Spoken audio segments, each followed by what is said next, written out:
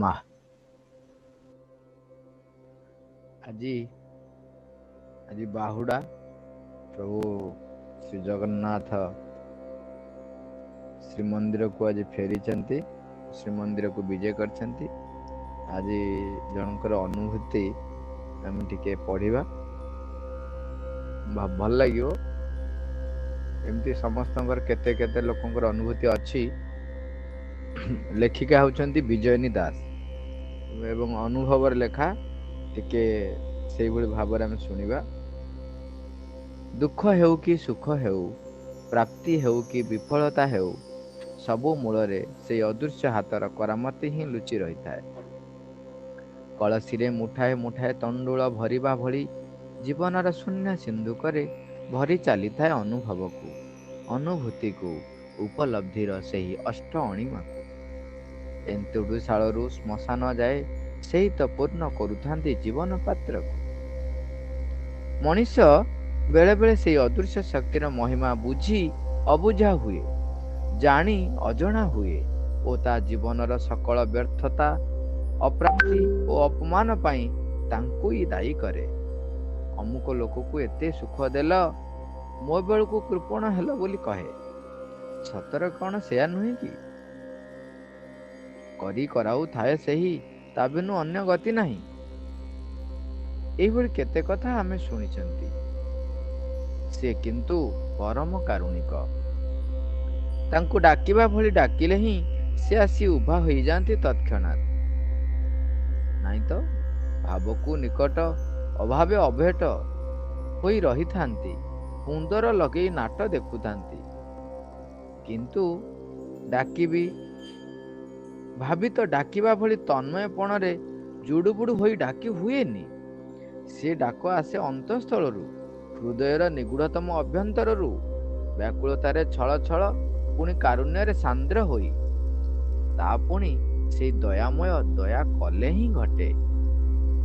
ସଂସାର ଅଭିମୁଖୀ ମନ ତାଙ୍କରି ଆଡକୁ ଗତିପଥ ବଦଳାଏ। ସଂସାରର ମାୟା ଜାଲରେ ଛଟପଟ ପୋକଟିଏ ଭଳି ଏ ମଣିଷ ପୁଣି ଲାଭ କରେ ତାଙ୍କରି ପରମ କରୁଣା ଦିବ୍ୟ ଅନୁଭୂତି। ପ୍ରଭୁ ଜଗନ୍ନାଥଙ୍କୁ ନେଇ ସେଇଭଳି ଦୁଇଟି ମୁହୂର୍ତ୍ତର ଦିବ୍ୟ ଅନୁଭୂତି ଆସିଥିଲା ଏହି ଅକିଞ୍ଚନର ଜୀବନରେ। ଗୋଟିଏ ଅନୁଭୂତି ଶ୍ରବଣ କରି ଓ ଗୋଟିଏ ଅନୁଭୂତି ଦର୍ଶନ କରି ତାକୁ ମୋର ମୋହ ମାୟାର ଶତରନ୍ଧ୍ର ଥିବା କାନି ପଣତରେ 7 ଗଣ୍ଠି ପକାଇ ସାଇତି ରଖିଛି। 1985 କି 1986 ମସିହାର କଥା। ମୋର ଦେବଦାସୀ ଉପନ୍ୟାସ ରଚନା କାଳର କଥା ଇଏ। ଦେବଦାସୀ ମାନଙ୍କ ସମ୍ପର୍କରେ ତଥ୍ୟ ସଂଗ୍ରହ, ସେମାନଙ୍କର ସାମାଜିକ ସ୍ଥିତି ଚଳଣି ସହ ବିଭିନ୍ନ ପର୍ବପର୍ବାଣୀରେ ଜଗନ୍ନାଥ ତତ୍ତ୍ୱ ସହ କିଭଳି ଏ ପ୍ରଥା ଅଙ୍ଗାଅଙ୍ଗୀ ଭାବେ ଜଡ଼ିତ ଥିଲା, ସେଇ ଭାବ ଅନୁଭବ କରିବାକୁ ମୋତେ ବାରବାର ପୁରୀ ଯିବାକୁ ପଡୁଥାଏ। ବିଶେଷ କରି ପ୍ରଭୁଙ୍କର ପର୍ବପର୍ବାଣୀ ନୀତି ବଢ଼ିବା ବେଳେ। ଅବଲୁପ୍ତ ଦେବଦାସୀ ପରମ୍ପରାର ଶେଷ ସୁଗନ୍ଧ ଦେବଦାସୀ ହରିପ୍ରିୟା ମାହାରୀ, ଡୁଙ୍ଗୁରି ଅପା ଓ କୋକିଳ ମାହାରୀଙ୍କୁ ଭେଟୁଥିଲି। ସେମାନଙ୍କର ଅନୁଭବ ନିଜ ଭିତରେ ସାଇତି ଫେରୁଥିଲି ନା ସେଇ ଭାବରେ ଜଗନ୍ନାଥ ପ୍ରେମରେ ଯୁଡ଼ି ବୁଡ଼ି ରହୁଥିଲି। ଜଗନ୍ନାଥ ପରମ୍ପରାର ଏକ ଅଙ୍ଗ ବିଶେଷ ଦେବଦାସୀ ପରମ୍ପରା। ପ୍ରଭୁଙ୍କର 36 ନିଯୋଗ ଭିତରୁ ଦେବଦାସୀ ଏକ ନିଯୋଗ। ଶ୍ରୀଜୀଉଙ୍କର ମଙ୍ଗଳ ଆଳତି ବେଳେ ଜଣାଣ ଗାନ ଠାରୁ ରାତ୍ରିରେ ପହଡ଼ ପଡ଼ିବା ସମୟ ବା ବଡ଼ ସିଙ୍ଗାର ନୀତି ବଢ଼ିବା ବେଳେ ଗୀତ ଗୋବିନ୍ଦ ଗାନ, ନୃତ୍ୟ ପ୍ରଦର୍ଶନ ତଥା ଜନ୍ମାଷ୍ଟମୀରେ ପ୍ରଭୁ ଶ୍ରୀକୃଷ୍ଣଙ୍କ ଜନନୀ ଦେବକୀ ଓ ଯଶୋଦା ଭାବେ ନୀତି ବଢ଼ାଇବା, ଚନ୍ଦନ ଯାତ ବେଳେ ପ୍ରଭୁଙ୍କ ଚାପରେ ନୃତ୍ୟ କରିବା, ରଥ ଯାତ ବେଳେ ହେରା ପଞ୍ଚମୀରେ ଅଭିମାନିନୀ ଲକ୍ଷ୍ମୀ ସାଜି ରଥ ଚକ ଭାଙ୍ଗିବା, ବାହୁଡ଼ା ଯାତ ବେଳେ ମା ଲକ୍ଷ୍ମୀଙ୍କର ପ୍ରତିନିଧିତ୍ୱ କରି ପ୍ରଭୁଙ୍କୁ ଆସି ବନ୍ଦେଇ ନେବା ଏବଂ ତାଙ୍କୁ ସାଙ୍ଗରେ ନ ନେଇ 10 ଦିନ ଯାଏ ପ୍ରଭୁ କେଉଁଠି ଥିଲେ ବୋଲି ଦେଉଳର ସିଂହଦ୍ୱାର ବନ୍ଦ କରିଦେବା ଭଳି ଅନେକ ନୀତି ସହ ଗୁନ୍ଥା ଏହି ପରମ୍ପରା। ଏସବୁ ମୁଁ ଶୁଣିଛି ଦେବଦାସୀ ହରିପ୍ରିୟା ଦେବୀ ଓ କୋକିଳ ମାହାରୀଙ୍କ ଠାରୁ। କଥା ପ୍ରସଙ୍ଗରେ ଦିନେ କୋକିଳ ମାହାରୀଙ୍କୁ ପଚାରିଦେଲି, କୋକିଳ ଅପା, ତମେ ତ କହୁଛ ଦେବଦାସୀ ନୃତ୍ୟ ନ ଦେଖିଲେ ଠାକୁର ପହୁଡ଼ ଯାଆନ୍ତି ନାହିଁ। ବୟସ ଆଧିକ୍ୟ ଯୋଗୁ ତମେ ତ ଆଉ ଏବେ ନାଚୁନାହଁ। ଠାକୁରଙ୍କୁ ତ ନିଦ ହେଉନଥିବ, ତମକୁ କଷ୍ଟ ହୁଏ ନା? ଦୀର୍ଘଶ୍ୱାସ ଛାଡ଼ି କୋକିଳ ମାହାରି କହିଥିଲେ, ସେ କଥା ଆଉ ପଚାର ନା ଲୋ ଝିଅ। ପ୍ରଥମେ ପ୍ରଥମେ ଭାରି କଷ୍ଟ ହେଉଥିଲା, ଏବେ ଟିକେ ଦେହସୁଆ ହେଇଗଲାଣି। ତାର ବି ଦେହସୁଆ ହେଇଯିବଣି, ତାର ବି ମାନେ ଜଗନ୍ନାଥଙ୍କର। ଏବେକୁ ଗୀତ ଗୋବିନ୍ଦ ନାଚ ବଦଳରେ ଗୀତ ଗୋବିନ୍ଦ ଗାନ କେବଳ ଶୁଣୁଛି। ବହୁ ବର୍ଷ ହେଇଗଲାଣି, ହେଲେ ତା ଇଚ୍ଛା ଯୋଉଦିନ ହେବ ସେ ପୁରା ବସିବା ଜାଗାରୁ ଉଠେଇ ନେଇ ନାଚ ଦେଖିବ। ଅବିଶ୍ୱାସ ଭରା ଦୃଷ୍ଟିରେ ଚାହିଁଲି। ବିଶ୍ୱାସ ସହ ବିଜ୍ଞାନର ସଂଘର୍ଷ, ଭକ୍ତି ସହ ଯୁକ୍ତିର ସଂଘର୍ଷ। ପଚାରିଦେଲି, ସତେ ଏମିତି ହୁଏ ନା କଣ? କୋଉ କଥା? ସେ ଯୋଉ କହିଲେ ଯେ ତାର ଇଚ୍ଛା ଯୋଉଦିନ ହେବ ସେ ପୁରା ବସିବା ଜାଗାରୁ ଉଠେଇ ନେଇ ନାଚ ଦେଖିବ। କୋକିଳ ମାହାରି କହିଲେ, ହଁ ଲୋ ଝିଅ, ଥରେ ଇଚ୍ଛା ହେଲା ଟିକେ ମଥୁରା ବୃନ୍ଦାବନ ଦ୍ୱାରିକା ଯାଇ ଦର୍ଶନ କରି ଆସିବି। ତୀର୍ଥ ଗାଡ଼ିରେ ଆମ ସାହିର ଆହୁରି ଅନେକ ସ୍ତ୍ରୀ ପୁରୁଷଙ୍କ ସହ ମୁଁ ମଧ୍ୟ ଯାଇଥିଲି। 10-15 ଦିନ ଲାଗିଲା। ଦିଅଁ ଦର୍ଶନ କରି ପରମ ତୃପ୍ତିରେ ଫେରିଲି। ହେଲେ ଗୋଟିଏ ଅତୃପ୍ତି ମନକୁ ଘାରୁଥାଏ। ବଡ଼ ସିଙ୍ଗାର ବେଳେ ଆଉ କିଏ ଗୀତ ଗୋବିନ୍ଦ ଗାନ କରୁଥିବ? ଠାକୁର ମୋର କେମିତି ପହୁଡ଼ ଯାଉଥିବେ? ପୁରୀରେ ଯେଉଁ ଦିନ ପହଞ୍ଚିବି, ବାଟରୁ ମୋର ଆଣ୍ଠୁ ଦରଜ ଆରମ୍ଭ ହୋଇଗଲା। ପୁରୀ ରେଳ ଷ୍ଟେସନରେ ଓହ୍ଲାଇବା ବେଳକୁ ଗୋଡ଼ ଆଣ୍ଠୁ ପ୍ରାୟ ଅଚଳ ଅବସ୍ଥାରେ। ବହୁ କଷ୍ଟରେ ଘରକୁ ଫେରିଲି। ସନ୍ଧ୍ୟାବେଳେ ବେଳାବେଳି ଗଲେ ମହାପ୍ରଭୁଙ୍କର ସନ୍ଧ୍ୟା ଆଳତି ଦର୍ଶନ କରିପାରିବି। ରାତିରେ ଗୀତ ଗୋବିନ୍ଦ ଗାଇ ଏକାଥରେ ଘରକୁ ଫେରିବି ଭାବି ଦେଉଳ ଆଡ଼େ ପାଦ ଘୋଷାରି ଘୋଷାରି ଚାଲିଲି। ହେଲେ ଗୋଡ଼ ଆଗକୁ ଚଳୁ ନଥାଏ। ପାଦ ତଳୁ ଆଣ୍ଠୁ ଧରି ଅଣ୍ଟା ଯାଏ ଶିରଶିର ହୋଇ ଯନ୍ତ୍ରଣାରେ ଫାଟି ପଡୁଥାଏ। ସତେ ବା କିଏ ସେ ଓଜନିଆ ପଥର ଖଣ୍ଡେ ପାଦଠାରୁ ଅଣ୍ଟା ଯାଏ ଚାପି ଧରିଛି କି? ସେଇ ଧୂଳି ଧୂସରିତ ଦାଣ୍ଡ ଉପରେ ବସି ପଡ଼ିଲି। ଶରୀର ଯେତିକି ଅସହଯୋଗ କରୁଥାଏ, ମନ ସେତିକି ଉଚ୍ଛନ୍ନ ହେଉଥାଏ କାଳିଆର ଦର୍ଶନ ଟିକେ ପାଇଁ। ଏଇନା ଠାକୁରଙ୍କର ସନ୍ଧ୍ୟା ଆଳତି ଦର୍ଶନରେ ଭକ୍ତମାନଙ୍କର ବିହଳ ଭାବ ପ୍ରତିବିମ୍ବିତ ହେଉଥିବ ଠାକୁରଙ୍କର ଚକା ଆଖିରେ।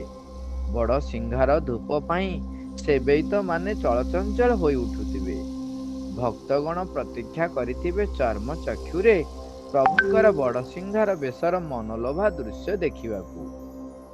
ଏହି ତ କେତେ ସେବୈତ, କେତେ ଭଗତେ ପ୍ରଭୁଙ୍କର ସେବା ଲାଗି ମତେ ଡେଇଁ ଡେଇଁ ଦେଉଳ ଆଡ଼କୁ ଧପାଳିଛନ୍ତି।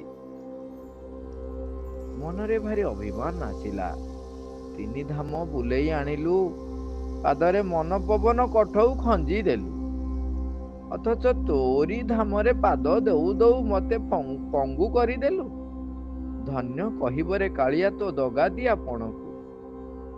ଅଥଚ ତୋ ବଡ଼ଦାଣ୍ଡ ନୀତି ମୁଖରିତ ହେଉଥାଏ।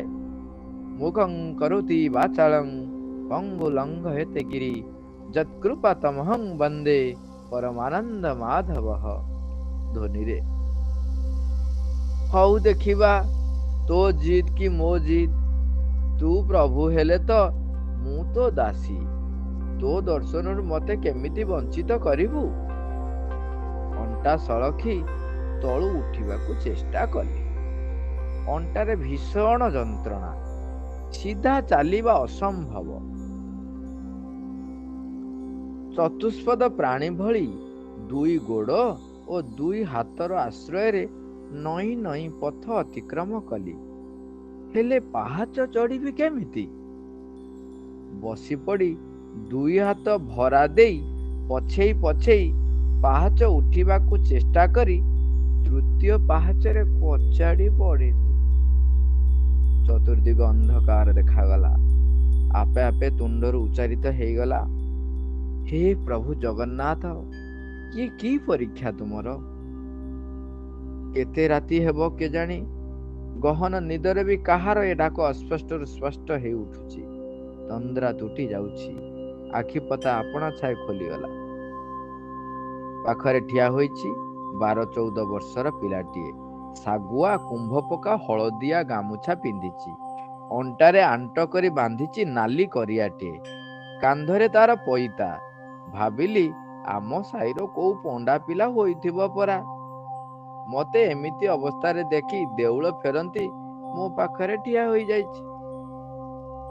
ମୁଁ ଆଖି ଖୋଲିବା ଦେଖି କହିଲା, କୋକିଳ ଅପା, ବେଗି ଚାଲିଲୁ, ସିଆଡେ ତମକୁ ସେବେତ ମାନେ ଅନେଇ ବସିଛନ୍ତି। ପୁଷ୍ପାଳକ ଗରାବଡୁ କର୍ପୂର ଆଳତି ସୁନା ଝରିରେ ଘଷା ଜଳ ସଜାଡି ସାରିଲେଣି। କାହାଳିଆ ବୀଣାକାର ହାତ ଟେକି ବସିଛନ୍ତି। ଠାକୁରଙ୍କର ପହୁଡ ପକା ନୀତି ତମରି ପାଇଁ ଅଟକିଛି। ତମେ ଗୀତ ଗୋବିନ୍ଦ ଗାଇବ ପରା। ଧର ଧର ମୋ ହାତ ଧର, ଶୀଘ୍ର ଉଠ। ଦୁଇ ହାତରେ ସେ ମୋ ବାହା ଦୁଇଟିକୁ ଧରିଲା। ପିଲାଟି ମତେ ଠିଆ କରିଦେଲା ନା ତା ହାତ ଦୁଇଟି ଛୁଁ ଛୁଁ ମୁଁ ଆପେ ଆପେ ଉଠିଗଲି, ଭାବିବାକୁ ମୋର ବେଳ ନଥିଲା। କେତୋଟି ମୁହୂର୍ତ୍ତ ଭିତରେ ଫୁଲ ପରି ହାଲୁକା ଲାଗୁଥିବା ଶରୀରଟା ଉଡ଼ିଗଲା ସତେବା। ପୋଖରିଆ ପଟୁ ଭାସି ଆସୁଥିଲା ପଖଉଜର ମନ୍ଦିର ଧ୍ୱନି। 7 ପାହାଚ ଟପି ପହଞ୍ଚିଗଲି ଜୟ ବିଜୟ ଦ୍ୱାର ନିକଟରେ। ପୁଣି ଥରେ କୁବୁଜାକୁ ସଳଖି ଦେଲ କି ଠାକୁରେ। ସମ୍ମୁଖରେ ସମ୍ପୂର୍ଣ୍ଣ ନିରାଭରଣ ଚତୁର୍ଦ୍ଧା ମୂର୍ତ୍ତି। କେବଳ ଗୀତ ଗୋବିନ୍ଦ ଖଣ୍ଟୁଆ ଶୋଭା ପାଉଛି ଶ୍ରୀଅଙ୍ଗରେ। ରତ୍ନ ପଲଙ୍କରେ ବିଜେ କରିଛନ୍ତି ଶୟନ ଠାକୁର। ବୀଣାର ସୁରେ ସୁରେ ପଖଉଜର ତାଳେ ତାଳେ ଉତଳା ପାଦ ମୋର ଆହୁରି ଚଳଚଞ୍ଚଳ ହୋଇ ଉଠିଲା ଶ୍ରୀ ଜୟଦେବଙ୍କର ଗୀତ ଗୋବିନ୍ଦର ସୁରେ ସୁରେ। ଶ୍ରୀତ କମଳା କୁଚ ମଣ୍ଡଳ ହେ, ଧୃତ କୁଣ୍ଡଳ ହେ, କଳିତ ଲଳିତ ବନମାଳ, ଜୟ ଜୟ ଦେବ ହରେ। କୋକିଳ ମାହାରୀଙ୍କର ଅନନ୍ୟ ଅନୁଭୂତିର ବର୍ଣ୍ଣନା ଶୁଣୁ ଶୁଣୁ ସେଦିନ ସେଇ ମୁହୂର୍ତ୍ତରେ ଜଡ଼ ମନଭୂମିରେ ମୋର ଚୈତନ୍ୟର ଚଞ୍ଚଳ ଚରଣ ଚଳନ ଜାଗରୁକ ହୋଇ ଉଠିଥିଲା। ମୁଁ ଆଉ ମୁଁ ହୋଇନଥିଲି। କୋକିଳ ମାହାରୀଙ୍କର କଳ୍ପିତ ଘୁଙ୍ଗୁର ଭିତରେ କ୍ଷୁଦ୍ର ଗୋଟାଳିଟିଏ ପାଲଟି ଯାଇ ନିକ୍ୱଣ ତୋଳୁଥିଲି ଛମ୍ ଛମ୍ ଛମ୍ ଛମ୍ ସେହି 16 କଳାର ସମାହାର କଳା ଠାକୁରଙ୍କର ଶ୍ରୀଚରଣ ତଳେ। ମା ତାଙ୍କର ଦ୍ୱିତୀୟ ଅନୁଭବ ଏଇଟା ରିଏଲି ଦେବଦାସ ଯୋଉ ଆମର ବିଜୟିନୀ ଦାସ ଲେଖିଛନ୍ତି, କିନ୍ତୁ କୋକିଳ ଅପାଙ୍କର ଅନୁଭବଟିକୁ ସେ ସୁନ୍ଦର ଭାବରେ ବର୍ଣ୍ଣନା କରିଥିଲେ। ଦ୍ୱିତୀୟ ଅନୁଭବ। ସ୍ୱପ୍ନ କହିବି ନା ଜାଗରଣ, ଅନୁଭବ କହିବି ନା ଉପଲବ୍ଧି। କେଉଁ ଶବ୍ଦରେ, କେଉଁ ରୂପରେ ବା କେଉଁ ଭାବରେ ଏ ବିଶ୍ୱର ଆଧାରଙ୍କୁ, ନିରାକାର ପରମବ୍ରହ୍ମଙ୍କୁ ବର୍ଣ୍ଣନାରେ ଆଙ୍କି ଦେବାର କି ଡାକି ଦେବାରେ ସମର୍ଥ ହୋଇପାରିଛି କି କେହି? ମୁଁ ବା ଛାର ପାରିବି? ସେଦିନ ଥିଲା ବାହୁଡା ଯାତ୍ରା। ନବଜାତ ସମାପନ କରି ଶ୍ରୀଜୀଉ ବାହୁଡା ବିଜେ କରିବେ ଗୁଣ୍ଡିଚା ଘରୁ ଶ୍ରୀମନ୍ଦିରକୁ। ଆଷାଢ ଶୁକ୍ଳ ଦ୍ୱିତୀୟା ତିଥିରେ ଭାଇ ଭଉଣୀଙ୍କୁ ସାଙ୍ଗରେ ନେଇ ମାଉସୀ ମାଙ୍କ ଘରକୁ ଯାଇଥିଲେ, ଶ୍ରୀମନ୍ଦିରରେ ଏକା ତାଙ୍କ ଶ୍ରୀମତୀଙ୍କୁ ଛାଡ଼ି। ସେଥିପାଇଁ ସାଗର ଦୁଲଣୀ ଲକ୍ଷ୍ମୀ ଠାକୁରାଣୀ ରାଗ ଅଭିମାନରେ ଶ୍ରୀମନ୍ଦିରରେ ପ୍ରିୟତମଙ୍କର ପ୍ରତୀକ୍ଷାରେ ମୁହୂର୍ତ୍ତର ନିଶ୍ୱାସ ଗଣୁଛନ୍ତି।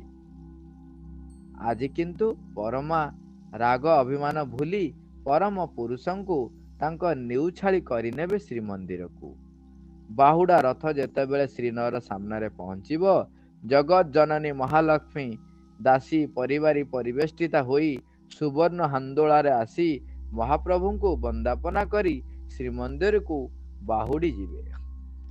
ଏହି ନୀତିଟିକୁ ଦେବଦାସୀ ମାନେ ମା ଲକ୍ଷ୍ମୀ ଓ ତାଙ୍କର ଦାସୀ ପରିବାରୀଙ୍କ ପ୍ରତିନିଧିତ୍ୱ କରି ସମ୍ପନ୍ନ କରିଥାନ୍ତି। ଏକଥା ଶୁଣିଥିଲି ଦେବଦାସୀ ହରିପ୍ରିୟା ମାହାରୀଙ୍କ ଠାରୁ। ସେଦିନ ନିର୍ଦ୍ଦିଷ୍ଟ ସମୟ ପୂର୍ବରୁ ପୁରୀରେ ପହଞ୍ଚି ଶରଧା ବାଲି ଘରୁ ମୋ ମାଉସୀ ଶ୍ରୀମତୀ ଶାନ୍ତିଲତା ମହାନ୍ତିଙ୍କୁ ସାଙ୍ଗରେ ଧରି ଦୌଡ଼ିଲି ଗୁଣ୍ଡିଚା ଘରକୁ।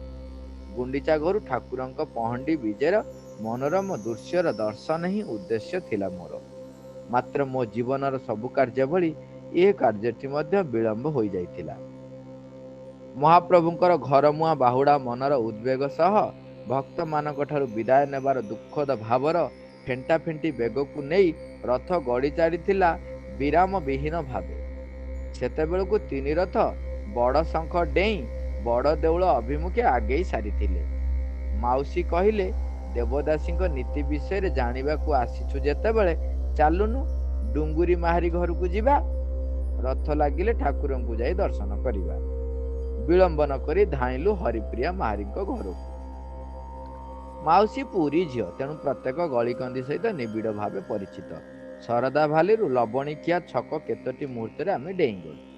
ଆମକୁ ଦେଖି ଡୁଙ୍ଗୁରି ଅପା ଖୁବ୍ ଖୁସି ହେଇଗଲେ। ମତେ କହିଲେ, ଝିଅ ଭଲ କଲୁ ଆଜି ଆସିଲୁ। ଆଉ ଟିକେ ପରେ ରଥ ଶ୍ରୀନଅର ପାଖେ ପହଞ୍ଚିଯିବ। ଲକ୍ଷ୍ମୀନାରାୟଣ ଭେଟ ସ୍ୱଚକ୍ଷୁରେ ଦର୍ଶନ କରି ଅନୁଭବ କରିବୁ। ମୋଠୁ ଶୁଣିବୁ କ'ଣ? କେମିତି ନଅର ଆଗରେ ଗଜପତି ମହାରାଜା ଦାସୀ ପରିବାରଙ୍କ ପଟୁଆରରେ ଆସିଥିବା ମହାଲକ୍ଷ୍ମୀଙ୍କର ବିଜେ ପ୍ରତିମାଙ୍କୁ ସୁନା ଥାଳିରେ ରଥାରୂଢ଼ ମହାପ୍ରଭୁଙ୍କ ଆଗରେ ତୋଳି ଧରିବେ, ବନ୍ଦାପନା ହେବ ଦେଖିବୁ। ଆଗରୁ ଆମ ସମ୍ପ୍ରଦାୟ ଏସବୁ କାର୍ଯ୍ୟ ଯଥା ମା ଲକ୍ଷ୍ମୀଙ୍କ ପଟୁଆରରେ ଆସିବା ତୁଲଉଥିଲେ। ଦୀର୍ଘଶ୍ୱାସ ମାରିକି କହିଲେ, ଏସବୁ ଏବକୁ ସବୁ ବଦଳି ଗଲାଣି। ହେଲେ ଭାବକୁ ନିକଟ ଅଭାବେ ଅଭେଟ ଠାକୁର ସିଏ, ତାଙ୍କୁ ଯିଏ ଯେମିତି ଚାହିଁବ ସେମିତି ପାଇବ। ସବୁ ବଦଳି ଯାଇଛି, ହେଲେ ଭକ୍ତ ଭଗବାନଙ୍କ ଭିତରେ ସେଇ ସୂକ୍ଷ୍ମ ଭାବଟି ବଦଳି ଯାଇନି। ଶୀଘ୍ର ଯା, ଭାଗ୍ୟରେ ଥିବ ଯଦି ଲକ୍ଷ୍ମୀନାରାୟଣ ଭେଟ ଦର୍ଶନର ସୌଭାଗ୍ୟ ପାଇବୁ। ଶୁଣୁ ଶୁଣୁ ମନ ମୋର ଉଚ୍ଛନ୍ନ ହେଉଥିଲା। ପୁଣି ଦୌଡ଼ିଲୁ ଲବଣିଖିଆ ଛକରୁ ବଡ଼ ଦାଣ୍ଡ ଶ୍ରୀନଅର ଅଭିମୁଖେ।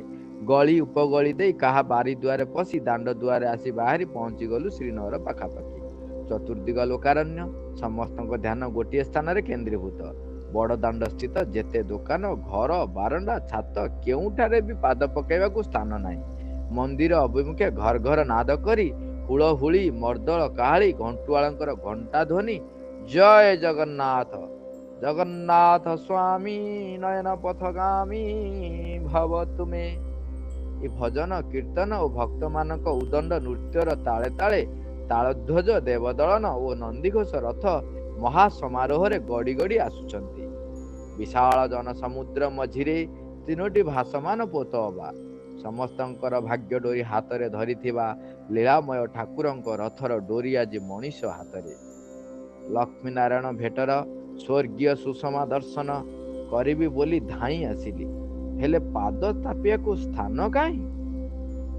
ଉଚ୍ଚ ସ୍ଥାନ କି ଛାତ ଉପର ନହେଲେ ଲୋକାରଣ୍ୟ ଭିତରେ ମୋ ଭଳି ଛୋଟିଆ ମଣିଷଟି କୋଉଠି ହଜିଯିବ ଅନେକ ଦିନର ସାଇତା ଅଭିପ୍ସା।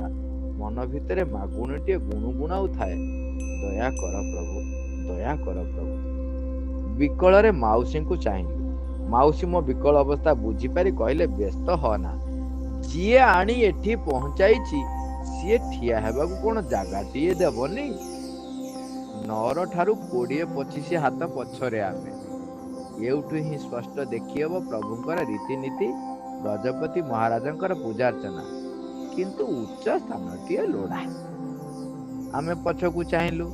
ଯେଉଁ ଦୁଆର ସାମ୍ନାରେ ଆମେ ଠିଆ ହୋଇଛୁ ସେଇଟା ୟୁକୋ ବ୍ୟାଙ୍କ। ଛାତ ଉପରେ ଜନସଂଖ୍ୟା ଦେଖି ଭୟ ପାଇଗଲୁ। ମଣିଷ ଆଉ ମଣିଷ ଭାରରେ ଏଇନା ବି ଆଉ ଟିକକୁ ଛାତଟା ଭୁଷୁଡ଼ି ପଡ଼ିବ ଅବା। ମାଉସୀ ମୋ ହାତ ଧରି ଟାଣି ନେଲେ ସେଇ ଦିଗକୁ। ସେଇ ଛାତ ଉପରେ ଜାଗା ଥିବ ଯଦି ଦେଖିବା ଥରେ। ବୋଧହୁଏ ବ୍ୟାଙ୍କର ପିଅନ ହେବ କି କ'ଣ। ସେତେବେଳେ କିଏ କାହା ପରିଚୟ ପଚାରୁଛି ନା ଖୋଜୁଛି? ସମସ୍ତଙ୍କର ତ ପରିଚୟ ଗୋଟାଏ, ଜଗନ୍ନାଥ ପ୍ରେମୀ। ଲୋକଟି ଦୁଇ ହାତ ଦୁଇ ଆଡ଼କୁ ପ୍ରସାରି, ସିଏ ପୁଣି ପ୍ରସାରିତ ହୋଇପାରୁନଥାଏ, କାହିଁକି ନା ମଣିଷଙ୍କ ଦେହରେ ଧକ୍କା ଖାଇ ନିଜ ସ୍ଥିତିକୁ ଫେରି ଆସୁଥାଏ ହାତ ଦୁଇଟି। ଆମକୁ ଆଗୁଳି ଦେଇ କହିଲା, ହେ ମାଉସୀ, ସିଆଡ଼େ କୁଆଡ଼େ ଧପାଲି ଯାଉଛ? ଦେଖିପାରୁନ କି ସୋରିଷ ପକେଇବାକୁ ଛାତ ଉପରେ ଜାଗା ନାହିଁ, ଦୌଡ଼ି ଆସୁଛ। କହିଲେ, ସେଇ ଭିଡ଼ ଭିତରେ ଆମେ ବି ସୋରିଷଟିଏ ପଡ଼ିଲା ଭଳି ଗୁଞ୍ଜି ହୋଇ ଯିବୁରେ ପୁଅ, ଛାଡ଼ିଦେ। ଭିଡ଼ କାଟି କାଟି କେମିତି ଯେ ଯାଇ ଛାତ ଉପରେ, ସେ ପୁଣି ଠେଲା ପେଲାରେ ପାରାପେଟକୁ ଧରି ଠିଆ ହୋଇଯାଇଛୁ, ହୋସ ନଥିଲା ମୋର। ରଥମାନେ ବିପୁଳ ବେଗରେ ମାଡ଼ି ଆସୁଛନ୍ତି। ଆହୁରି ବିପୁଳ ବେଗରେ ଛାତି ମୋର ଧଡ଼ ଧଡ଼ କରୁଛି, ପାଦ ଥର ଥର, ଘର୍ମାକ୍ତ ଶରୀର ଚେତାଶୂନ୍ୟ ଭଳି ମନେ ହେଉଛି। ହେଇ ମୋର ଆଗ ଦେଇ ଜନସମୁଦ୍ରର ଲହରୀ କାଟି କାଟି ବଡ଼ ଠାକୁରଙ୍କର ଲାଲ ସବୁଜ ରଙ୍ଗର ତାଳଧ୍ୱଜ ରଥ ନଅର ଡେଇଁ ଆଗକୁ ମାଡ଼ି ଚାଲିଛି। ତା ପଛେ ପଛେ ମା ସୁଭଦ୍ରାଙ୍କର ଦେବଦଳନ କଳା ଓ ଲାଲ ରଙ୍ଗର ରଥ ଧ୍ୱଜା ଉଡ଼େଇ ସଦର୍ପେ ଆଗେଇ ଚାଲିଛି। ପଛେ ପଛେ ଆସୁଛନ୍ତି କାଳିଆ ସାଆନ୍ତ। ବାଁ ହାତ ଛାତି ଉପରେ ଚାପି ଧରି ଊର୍ଦ୍ଧ୍ୱ ଶ୍ୱାସକୁ ଆୟତ୍ତ କରି ପ୍ରତୀକ୍ଷା କରିଥିଲି କେତେବେଳେ ଆସିବେ ଜଗତର ନାଥ ଜଗନ୍ନାଥ। ଏଇ ବାଟ ଦେଇ ଗଲାବେଳେ ଆଡ଼ ଆଖିରେ ଚାହିଁ ଦେଇ ଯୁଗ ଯୁଗାନ୍ତରର ପାପ ତାପ ଧୋଇ ଦେବେ ମୋର। ହେଇ ତ ଲାଲା ଓ ହରିତ ରଙ୍ଗର ନନ୍ଦିଘୋଷ ରଥ ଘର ଘର ଶବ୍ଦ କରି ମାଡ଼ି ଆସୁଛି। ଆଉ କେତୋଟି ମୁହୂର୍ତ୍ତର ବ୍ୟବଧାନ ମାତ୍ର। ଆମେ ଠିଆ ହୋଇଥିବା କୋଠା ରହିଯିବ ରଥର ପୃଷ୍ଠ ଦେଶରେ। ଠାକୁରଙ୍କର ରଥ ନଅର ସାମ୍ନାରେ ଅଟକିବ ସିନା, ମାତ୍ର ରଥର ପଛପଟେ ଥାଇ ସାମ୍ନାର ଦୃଶ୍ୟତା ଆଉ ଦର୍ଶନ କରିହେବ ନାହିଁ। ହେଇ ଚାହାଣୀ ମଣ୍ଡପରୁ ପ୍ରିୟତମକୁ ଚାହିଁ ଦେଇ ମା ଲକ୍ଷ୍ମୀ ଅପସରି ଯାଉଛନ୍ତି। ରତ୍ନ ହାନ୍ଦୁଳାରେ ବିଜେ କରି ଏଇନା ପହଞ୍ଚିଯିବେ। ବ୍ୟଥାରେ, ବିକଳରେ ଓ ବ୍ୟର୍ଥତାରେ ଛାତି ଫାଟିଗଲା ଭଳି ମନେ ହେଲା। ଲକ୍ଷ ଲକ୍ଷ ଭକ୍ତଙ୍କର ଅଭିଳାଷ ପୂରଣ କରିବାକୁ ଶ୍ରୀମନ୍ଦିରରୁ ବାହାରି ଆସିଛ, ଅଥଚ ମୋ ପାଇଁ ଏତେ ନିର୍ଦ୍ଦୟ କାହିଁକି ପ୍ରଭୁ? ଅଧିକାଂଶ ବର୍ଷ ତ ରଥ ବଡ଼ଦାଣ୍ଡରେ ପହଞ୍ଚିବାକୁ ବାହୁଡ଼ା ପରଦିନ ହୋଇଯାଏ। ଆଜି ମୁଁ ଆସିଛି ବୋଲି କ'ଣ ଡଗଡଗ ହୋଇ ମୋତେ ପିଠି କରି ତମେ ଚାଲି ଯାଉଛ? ମାନୁଛି ମୁଁ ଜ୍ଞାନୀ ନୁହଁ, ଭକ୍ତ ନୁହେଁ, ତୁମ ଶ୍ରୀଚରଣ ତଳେ ସମର୍ପିତା ସଂସାର ତ୍ୟାଗୀ ସନ୍ନ୍ୟାସିନୀ ନୁହେଁ। ସୁଖରେ ନହେଲେ ବି ଦୁଃଖରେ ତ ଡାକିଛି କେବେ। ତୁମ ପାଇଁ ଲୁହ ଢାଳିଛି। ନିଜର ବୋଲି ଜାବୁଡ଼ି ଧରିଥିବା ସଂସାର ଠାରୁ ଆଘାତ ପାଇଲେ ପ୍ରତିବାଦ କରି ନ ପାରି ତମକୁ ଦୁଃଖ ଜଣାଇଛି। ତୁମକୁ ଭଲ ପାଏ ବୋଲି ତ। ଅଥଚ ତମେ ଜାଣେ ନା ସେଇ ମୁହୂର୍ତ୍ତର କେଉଁ ଭାଷାରେ ମୁଁ ମୋ ହୃଦୟର ବ୍ୟଥା ବଖାଣି ଦେଲି, କେଉଁ ରୂପରେ ମନ ଭିତରେ ତାଙ୍କର ନିରାଜନା କରି ଡାକିଦେଲି। କେବଳ ଲୁହ ଓ କୋହକୁ ନେଇ ନିଷ୍ପ୍ରାଣ ଶରୀର ମୋର ପାଦ ଦୁଇଟି ଉପରେ ଢେରା ଦେଇଥିଲା ନା କିଏ ମୋତେ ଜାବଡ଼ି ଧରି ସାଷ୍ଟାଙ୍ଗ ଅବସ୍ଥାକୁ ଆଣୁଥିଲା? ଏ କ'ଣ ଘଟିଗଲା? ଘଟି ଯାଉଛି ମୋ ଚକ୍ଷୁ ସାମ୍ନାରେ। ଘର ଘର ଶବ୍ଦ କରି ବଡ଼ଦାଣ୍ଡରେ ଶ୍ରୀମନ୍ଦିର ଅଭିମୁଖେ ଚାଲୁଥିବା ନନ୍ଦିଘୋଷ ରଥ ବାମ ପଟକୁ ମାଡ଼ି ଆସିଲା।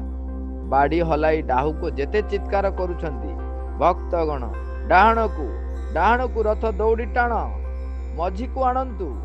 ଭକ୍ତମାନେ ଯେତେ ଶକ୍ତି ଠୁଳ କରି ରଥ ଦୌଡ଼ି ଟାଣି ବଡ଼ଦାଣ୍ଡ ମଝିରେ ନଅର ଆଗରେ ଠିଆ କରିଦେବେ ପ୍ରୟାସ କରୁଛନ୍ତି, ହେଲା ନାହିଁ। ବାମ ଆଡ଼କୁ ମାଡ଼ି ଆସି ତାର ଖୁଣ୍ଟରେ ଧକ୍କା ଖାଇ ନନ୍ଦିଘୋଷ ଅଟକି ଗଲା ଅବା ମୋର ନିଶ୍ୱାସ ପ୍ରଶ୍ୱାସର ଗତି। ଲୁହ ପୋଛି ଚାହିଁ ଦେଲି। ମୋ ଆଗରେ ନନ୍ଦିଘୋଷ, ମୁହାଁମୁହିଁ ଅବସ୍ଥାରେ ମୋ ଚକ୍ଷୁ ସମ୍ମୁଖରେ ମୋ ପ୍ରଭୁ। ରଙ୍ଗ ଅଧରରେ ମୃଦୁମନ୍ଦ ହସ ଲାଖି ରହିଛି। ଭାବଗ୍ରାହୀ ଯେମିତି ମତେ ପ୍ରଶ୍ନ କରୁଛନ୍ତି ନା ଛିଗ୍ଲଉଛନ୍ତି, ଏଥର ହେଲା ତ? ଅପରାଧରେ ମାଟିରେ ମିଶିଗଲା ଭଳି ଲାଗିଲା। ଏ ଅକିଞ୍ଚନ ପାଇଁ ସତରେ କ'ଣ ପ୍ରଭୁ ଦୟାମୟ ଏଇଠି ଅଟକି ଗଲେ? ଶ୍ରୀନଅରରୁ ଗଜପତି ମହାରାଜା ଓ ଶ୍ରୀମନ୍ଦିରରୁ ଜଗଜ୍ଜନନୀ ବିଷ୍ଣୁ ପାଟରାଣୀ ମହାଲକ୍ଷ୍ମୀଙ୍କର ହାନ୍ଦୋଳା ବାହାରି ଆସିଲେଣି। ବୀର ଭେରୀ ତୁରୀ କାହାଳିର ମନ୍ଦ୍ର ଧ୍ୱନି ସହ ଘଣ୍ଟ ଘଣ୍ଟାର ନିନାଦ ଭକ୍ତ ପ୍ରାଣରେ ଅପୂର୍ବ ଉନ୍ମାଦନା ସୃଷ୍ଟି କଲାଣି। ମହାପ୍ରଭୁଙ୍କର ଶ୍ରେଷ୍ଠ ସେବକ ଭକ୍ତ ଗଜପତିଙ୍କ ହାତରେ ଶୋଭା ପାଉଛି ସୁବର୍ଣ୍ଣ ଥାଳିରେ ମା ଲକ୍ଷ୍ମୀ ଠାକୁରାଣୀଙ୍କର ସୁବର୍ଣ୍ଣ ମୂର୍ତ୍ତି। ସୁନାଝରି ଚନ୍ଦନ କର୍ପୂର ଆଳତି ଦାନି। ମାଙ୍କ ହାନ୍ଦୋଳାର ଦୁଇ ପାରୁଷରେ ସେବାକାରିଣୀ ମାନଙ୍କର ଆଲଟ ଚାମର ଦୋଳନର ଅପୂର୍ବ ଭଙ୍ଗିମା। ଲକ୍ଷ୍ମୀ ନାରାୟଣ ଭେଟର ସେଇ ବିମୁଗ୍ଧ ମୁହୂର୍ତ୍ତକୁ ଲକ୍ଷ ଲକ୍ଷ ଜନତା ଆଗରେ ଆଗ୍ରହରେ ଉତ୍କଣ୍ଠାରେ ପ୍ରତୀକ୍ଷା କରିଛନ୍ତି। ମୁଁ କିନ୍ତୁ ସମ୍ପୂର୍ଣ୍ଣ ଆତ୍ମବିସ୍ମୃତ ହୋଇ ଚାହିଁ ରହିଲି ସେହି ବିଶାଳ ବ୍ୟାପୃତ ଚକାଡୋଳା ଦୁଇଟିକୁ। ଧାର ଧାର ଅଶ୍ରୁରେ ଧୋଇ ଦେଉଥିଲି ମନର ସେହି ସକଳ ଗ୍ଲାନିକୁ, ଅଭିମାନକୁ, ଅଭିଯୋଗକୁ। ମୋର ବାଷ୍ପାକୁଳ ଆଖିରେ ସବୁ ଦୃଶ୍ୟ ଅଦୃଶ୍ୟ